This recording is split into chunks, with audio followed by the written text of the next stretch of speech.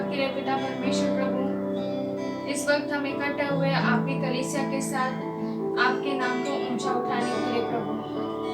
पिता परमेश्वर प्रभु, हम अपने आप को और आपकी कलीसिया को आपके हवाले करते हैं। पिता परमेश्वर, आप हमारा ताबा लीजिए। पिता परमेश्वर, हम आपकी कलीसिया को यीशु मसीह के नाम में आशीर्वाद करते हैं। आमीन।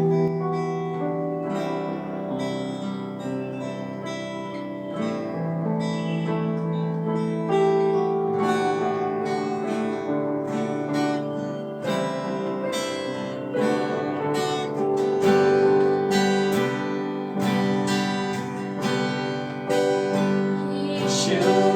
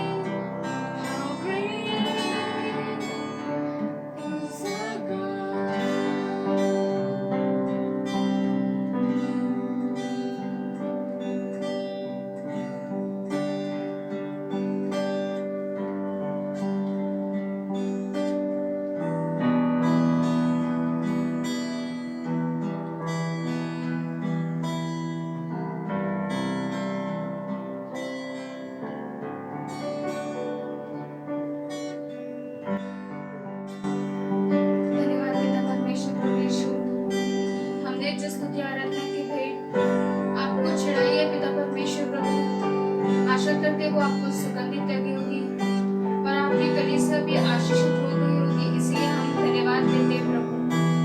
धन्यवाद पिता परमेश्वर प्रभु। आगे का समय आपके हाथों में देते हैं।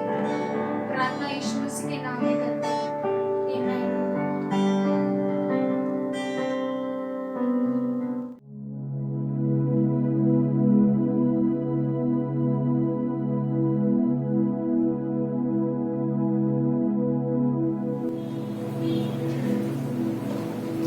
Good morning, church. We'll all pray for the breaking of bread right now.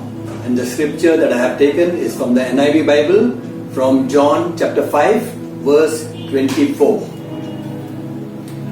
I tell you the truth, whoever hears my word and believes him who sent me has eternal life and will not be condemned. He has crossed over from death to life. Even as we partake of the bread and wine, let's remember all that Jesus has done for us. The Word of God says that He became a curse for us, that the blessing of Abraham to Christ Jesus may be upon us. He became poor for us, that we might be rich in Him. He became a death for us, that we may have His life. And there are so many exchanges that our Lord Jesus Christ did on the cross. And the Last Supper He gave us, that we may partake of the bread and cup in remembrance of all that He has done for us. If you read the book of Corinthians chapter 11, it says, we remember His death and burial. And of course, He has risen from the dead. And one day He is going to come again. Even as we partake of the bread and the cup, let's remember and thank our Lord Jesus Christ for all that He has done for us. Yes, let us ask forgiveness for our sins. Also, if we have any grudge or any hatred towards anybody, let's forgive one another, because Jesus has forgiven us. And even as we forgive others, He will forgive us for sure. Thank you. Heavenly Father, we want to thank you, and we want to partake of your death, your burial, your resurrection, and we also remember that you are coming again. Today I want to pray especially for those who are sick in the body, in the mind, in whatever way. We pray healing in each one of us. Thank you, Jesus, that you took the stripes upon you that we might be healed. Thank you for the blood you shed on the cross for the remission of our sins. Thank you for the new covenant that you have made with us, that you will never leave us nor forsake us. Thank you that you are watching over us and you will keep us safe and sound. Thank you. In Jesus' name I pray. Amen. Let's partake of the bread.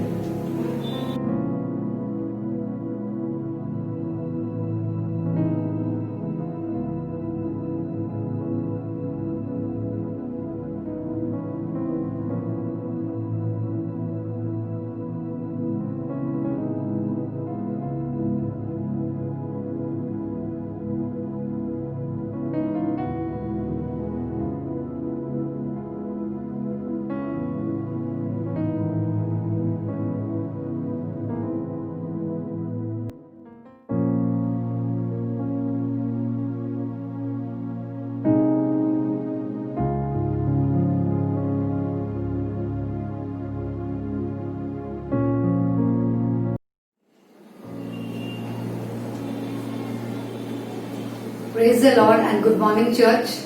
प्रभु की स्तुति हो और शुभ सुबह कलीसिया को।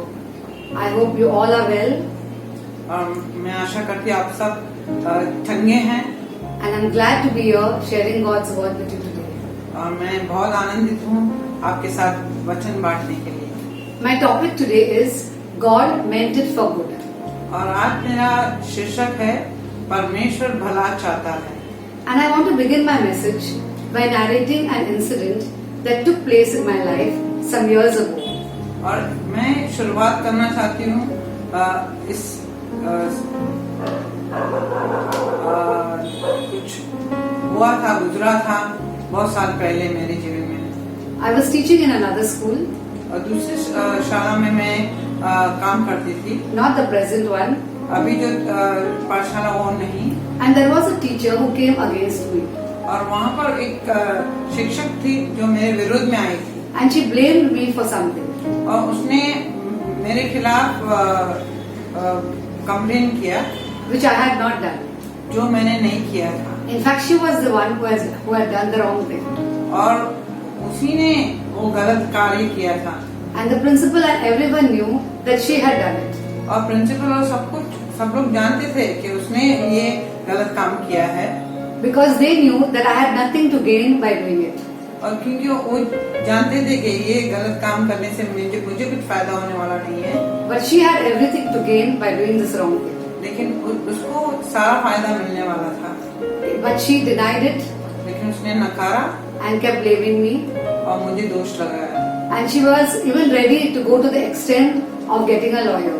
और वो इतना हद तक गई कि वकील को भी बात करना चाहती थी। But the principal, just wanted to put a stop to all this. लेकिन प्रिंसिपल ये सब चीज उसको बंद करना चाहता था। She even wrote a long letter against me, stating that I am a believer.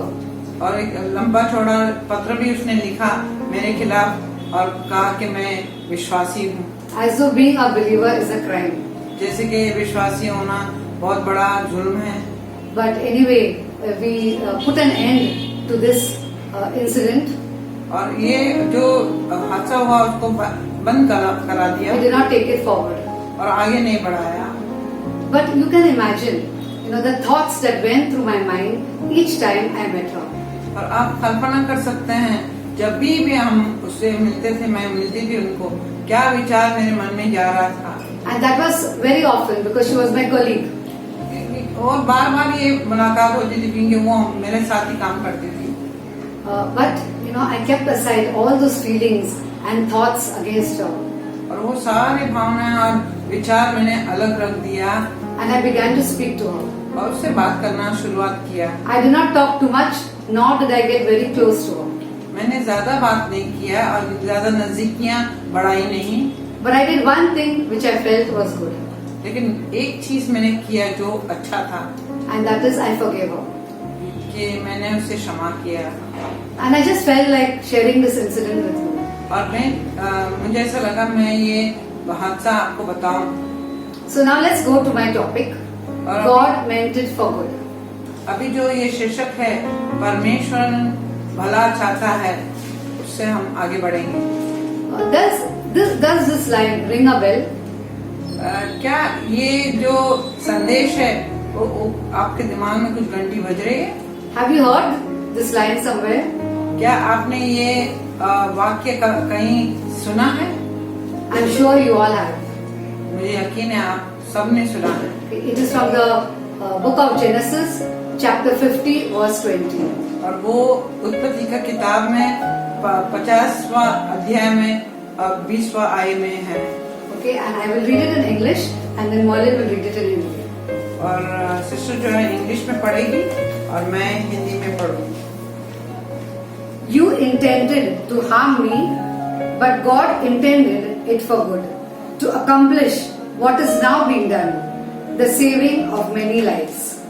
यद्यपि तुम लोगों ने मेरे लिए बुराई का विचार किया था, परंतु परमेश्वर ने उसी बात में भलाई का विचार किया, जिससे वह ऐसा करे जैसा आज के दिन प्रकट है कि बहुत से लोगों के प्राण बचे गए।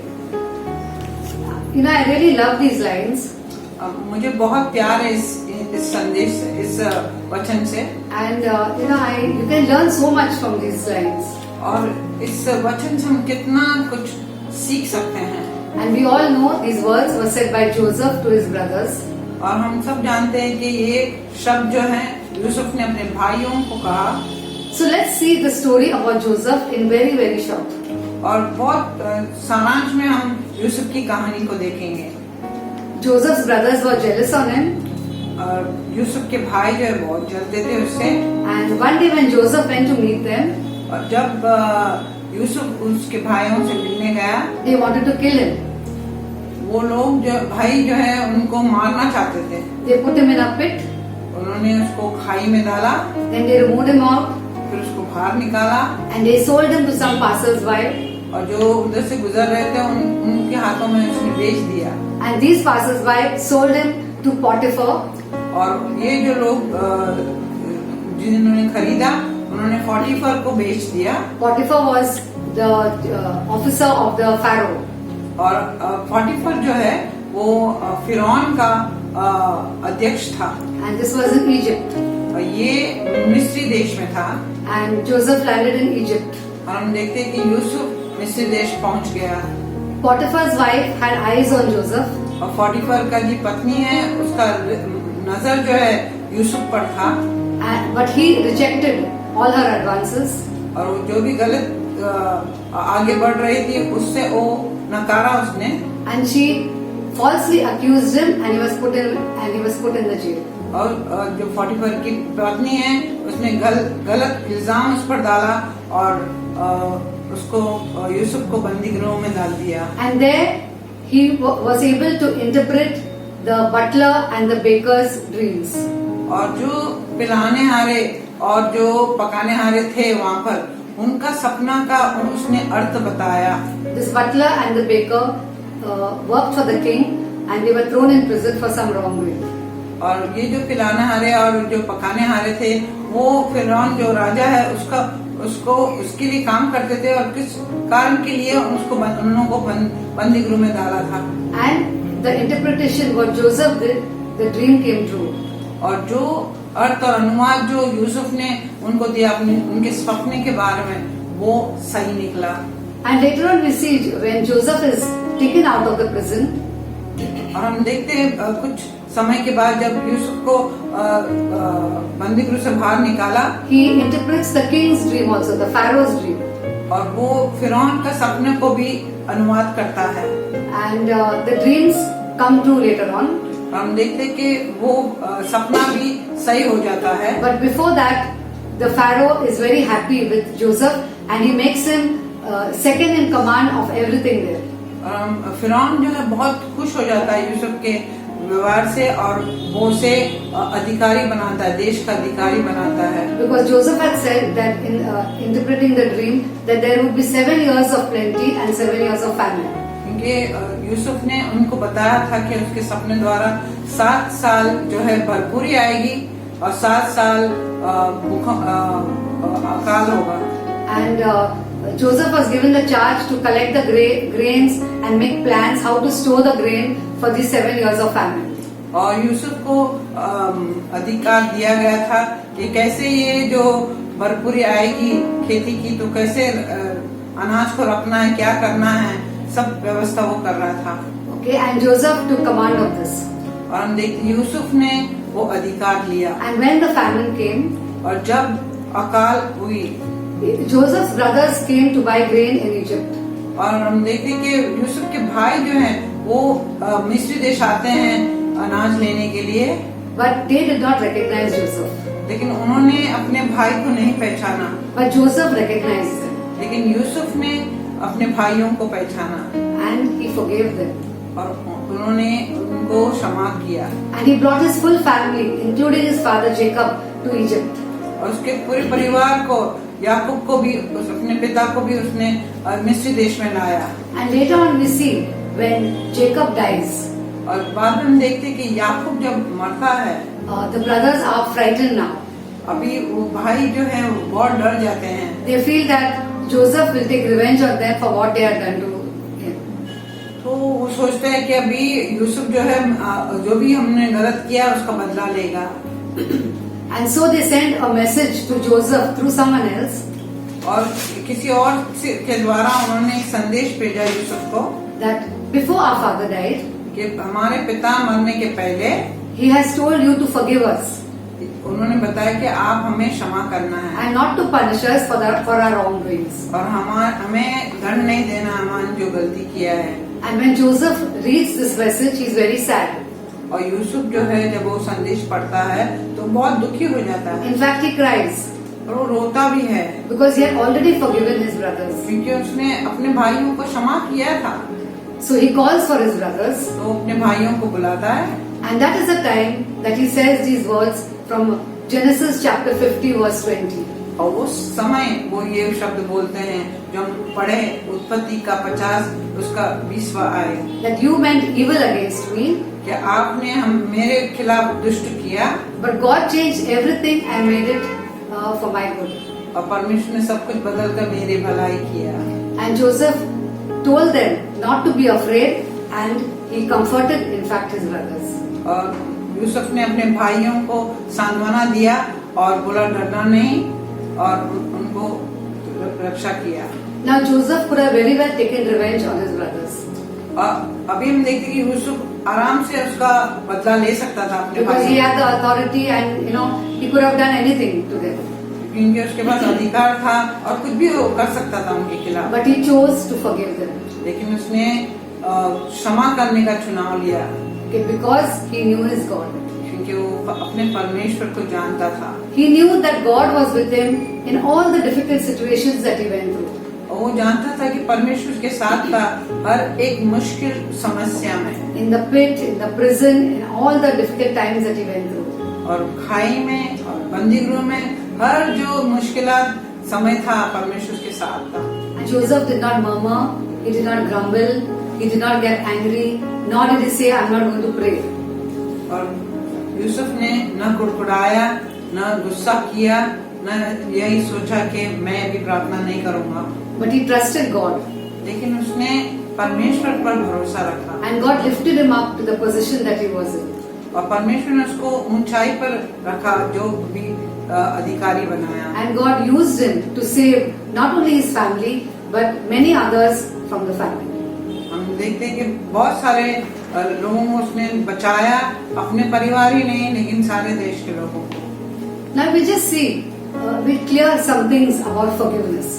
और हम देखेंगे कि क्षमा के बारे में And my topic is God meant it for good. मेरा जो शीर्षक था कि परमेश्वर भला चाहता है, But I'm speaking on forgiveness because there is a connection between these two. लेकिन मैं क्षमा के बारे में बात करना चाहती हूँ इनके दोनों में जोड़ है।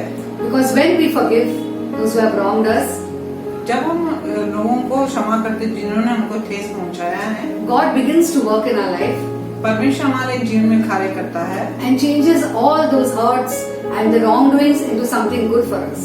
और वो सारे जो दर्द है जो घाव है उसमें वो बदल लाता है और हमारे लिए भलाई उत्पन्न करता है। Amen. So we will see something about forgiveness. What is forgiveness? और हम देखेंगे कि क्षमा के बारे में क्षमा क्या है।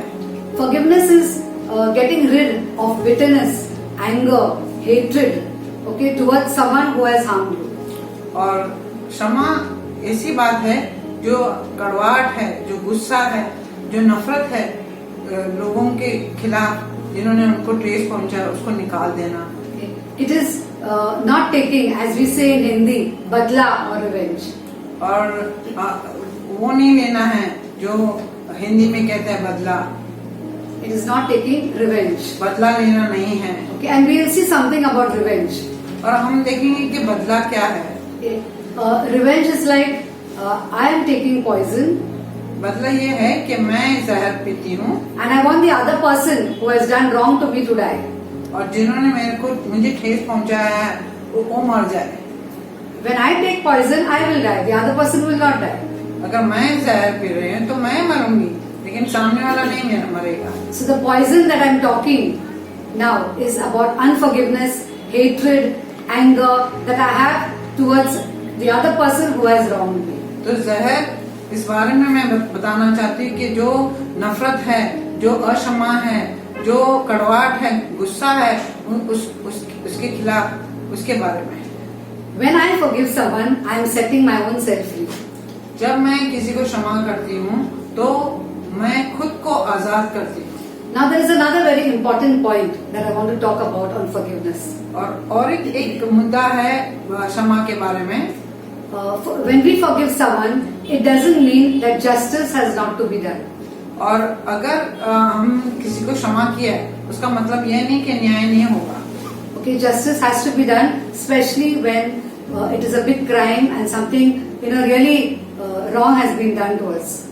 और न्याय होगा जब हम सब बड़ी जो बातें हो या बड़े गुनाह हुआ है, Then the law comes in. फिर हम देखते हैं कि न्याय वहाँ पर आता, नियम आ जाता है। Okay, and the person who has done wrong has to face the consequences of his wrongdoing. और वो जो लोग जिन्होंने गलत किया है, वो उसका परिणाम भोगते हैं। Now I want to give you a real life example that took place in Orissa. तो जो एक सच्चा हादसा जो हुआ है, उसके बारे में मैं बताना चाहती हूँ उड़ीसा में। Okay, we all know the story of Graham Staines. He was a missionary. और हम सबको मालूम है वो कहानी ग्राहम स्टेन्स के बारे में। वो एक सुसमाचारक था। And he used to take care of the lepers. और वो कोढ़ियों का देखभाल करता था। And there were many people who came against him. और बहुत सारे लोग उसके खिलाफ आए। And one day when he and his 2 young sons were sleeping in their vehicle, और एक दिन जब वो और उसके दोनों बेटे जीप में सो रहे थे, these bad people came, they poured kerosene on the vehicle and they burnt them alive. और ये बुरे लोग आए और उस वाहन को घासलेट डालकर जला दिया। And both of the father and both the sons, they died. हम देखते कि वो पिता और उसके दोनों बच्चे मर जाते हैं। His wife Gladys and his daughter, they escaped because they were not there at that time. और हम देखते कि उसकी पत्नी और उसकी बेटी वो बच जाते हैं क्योंकि वो उनके साथ नहीं थे। But the mother and the daughter decided together to forgive these people who had murdered her husband and sons. और जो पत्नी थी और जो बेटी थी, उन्होंने एक निर्णय लिया साथ में कि उन लोगों को हम क्षमा करेंगे जिन्होंने उस पति को और दोनों बेटों को मार दिया था। Just see the heart of this lady. देखो कैसा ये हृदय है उस बहन का। It is not easy to forgive someone who has done, such a wrong thing. और वो आसान नहीं है किसको क्षमा करना जो जिन्होंने इतनी बड़ी गलती की है। Now she forgave these people, the murderers, but justice had to be done. और उन्होंने क्षमा किया जो जिन्होंने उनकी हत्या की, लेकिन वहाँ पर न्याय होना था। And the murderers were put in prison. They were given life in prison. और जो जिन्होंने खून किया उनको बंदी गृह में डालकर जीवन कैद दिया। Okay, the third point that I want to speak about forgiveness.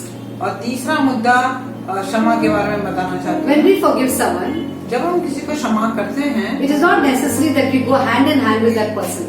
और जरूरी नहीं कि उनके हाथ में हाथ डालकर हम चलें। It is not necessary that we have the same relationship that we had before. और जो पहला हमारा रिश्ता था गहरा, वैसे ही हमें नहीं होना है।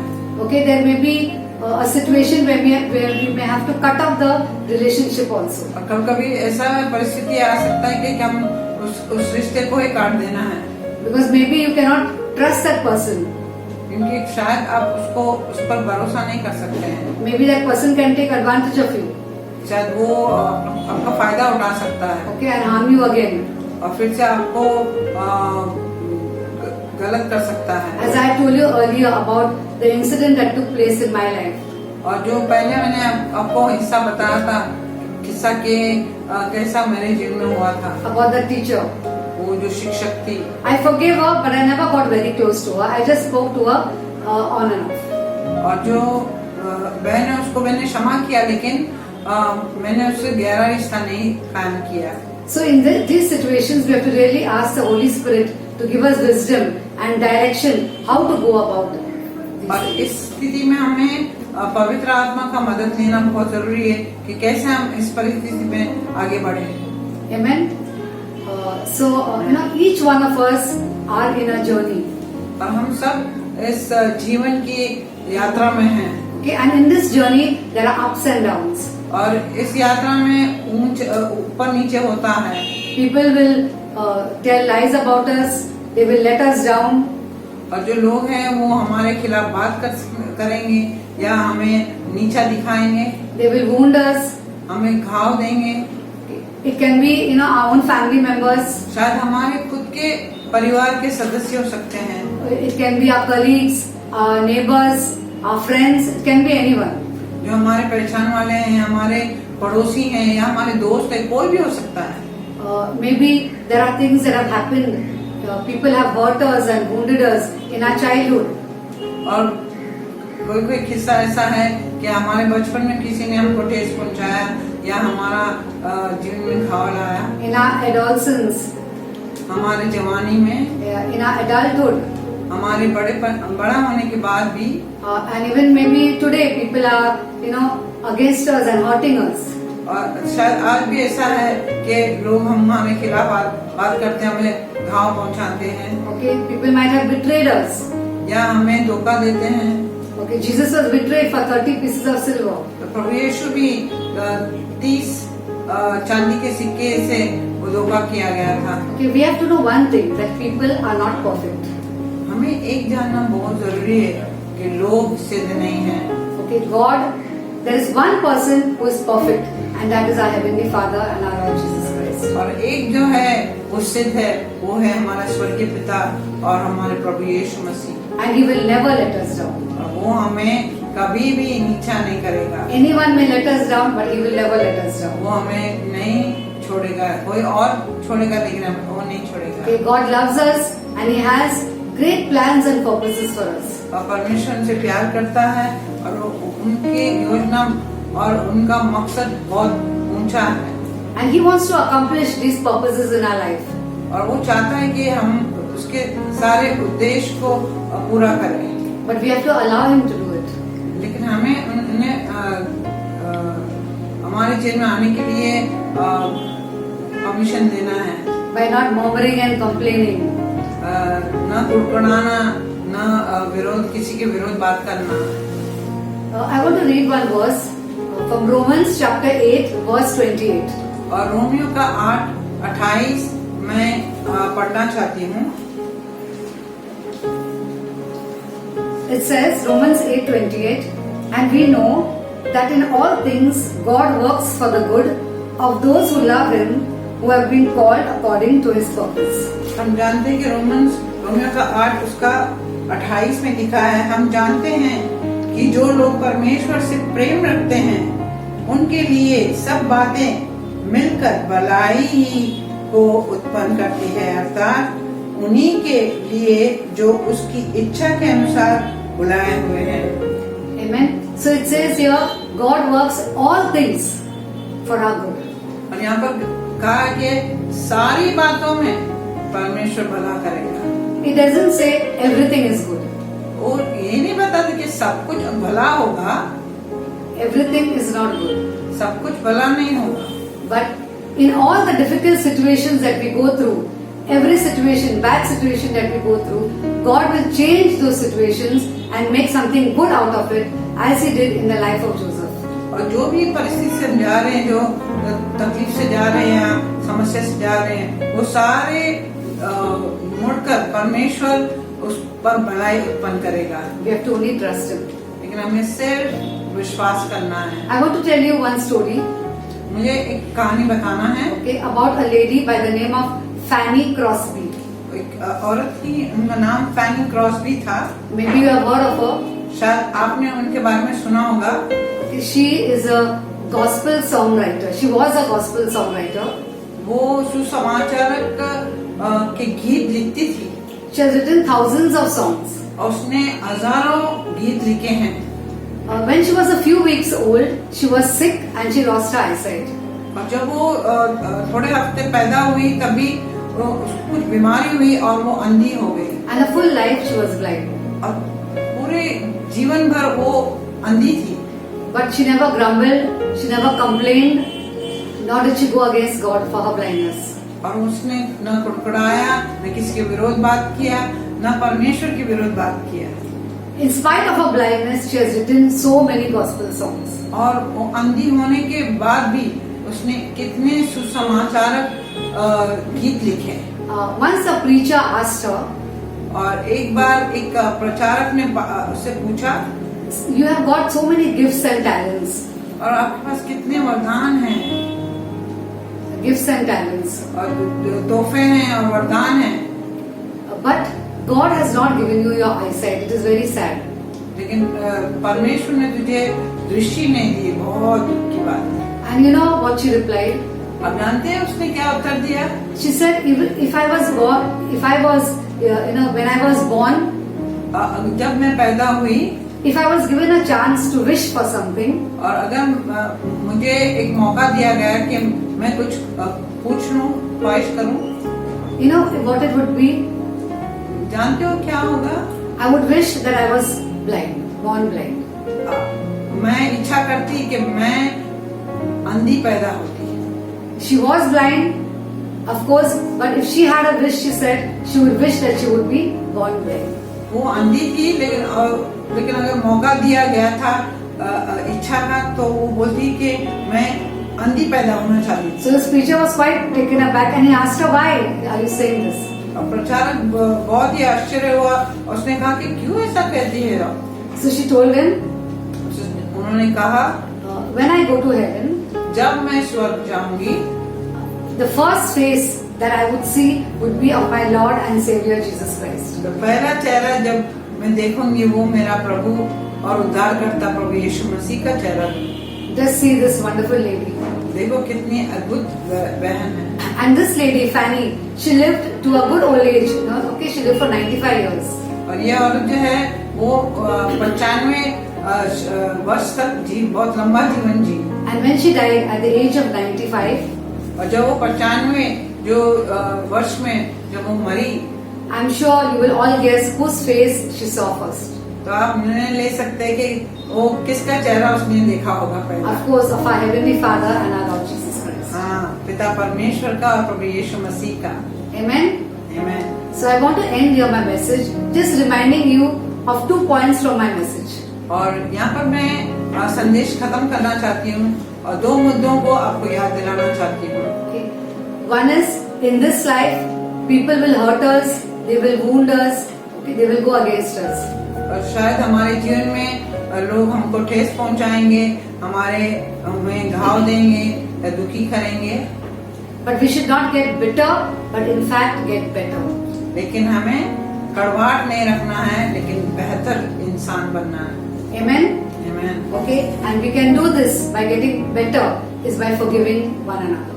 और ये हम कर सकते हैं कि एक दूसरे को क्षमा करके हम एक बेहतर इंसान बन सकते हैं। And secondly, we all, whatever difficult situation that we are going through, we have to always know that God is there with us in that difficult situation. और हम जो भी मुश्किलात समस्या से आप जा रहे हैं, आप जानना बहुत जरूरी है कि परमेश्वर आपके साथ ही है। Though at times we may not feel His touch, we may not feel His hand upon us. शायद आपको उसका स्पर्श महसूस नहीं होता होगा या उसका हाथ तुम्हारे जीवन पर नहीं दिखता होगा, लेकिन But we have to know, that He is very, very, very much there in our lives.